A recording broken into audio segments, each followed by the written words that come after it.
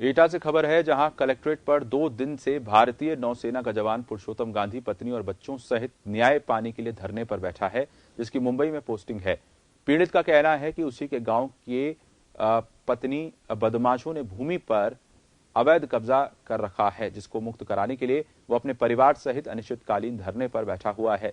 इस दौरान जन टीवी जिला संवाददाता राज वर्मा ने भारतीय नौसेना के जवान पुरुषोत्तम गांधी से खास बातचीत की। देश की योगी सरकार भले ही भू माफियाओं के खिलाफ भूमि मुक्त कराने के वादे करती हो, लेकिन ऐसा ही एक मामला जनपद एटा के तहसील जलेसर के गांव अली हसनपुर का है। यहाँ एक पुरुषोत्तम गांधी जो नौसेना का जवान है, उसकी भूमि पर दबंगों के गांव के ही दबंगों के द्वारा भूमि पर अतिक्रमण किया गया है। यहाँ आज एटा कलेक्टर धरना स्थल पर ये लोग बैठे हुए हैं। मैं अपने सहयोगियों से कहना चाहूँगा कि यहाँ इन्हें दिखाएं, पूरा परिवार बैठा हुआ है पुरुषोत्तम गांधी और अपनी पत्नी के साथ, बच्चों के साथ, और गाँव के लोग भी यहाँ धरने पर बैठे हुए हैं। आइए इनसे जानना चाहते हैं कि क्या पूरा मामला क्या है, पूरा प्रकरण क्या है। जी गांधी जी, आज धरना स्थल पर आप बैठे हुए हैं कलेक्ट्रेट पर, ये क्या कुछ मामला है, किस मामले में बैठे हुए हैं? ये मेरी गांव में पैतृक ज़मीन है साहब, उस पर कुछ लोगों ने, दबंग लोग हैं गांव के ही हैं, जिन्होंने कब्जा कर लिया है।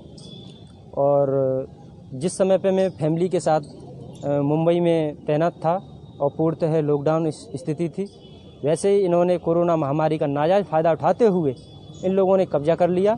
उसके बाद मैंने सूचना भी दी SDM साहब को, लेकिन उन्होंने बोला कि अपने परिवार के किसी व्यक्ति को हमारे पास भेजिए। लेकिन मेरे परिवार के व्यक्ति पहले से ही डरे हुए भयभीत हैं, क्योंकि ये लोग आए दिन जान से मारने की धमकियां देते हैं। इसलिए मेरे परिवार का भी कोई व्यक्ति नहीं गया डर की वजह से, क्योंकि ये गुंडा किस्म के लोग हैं।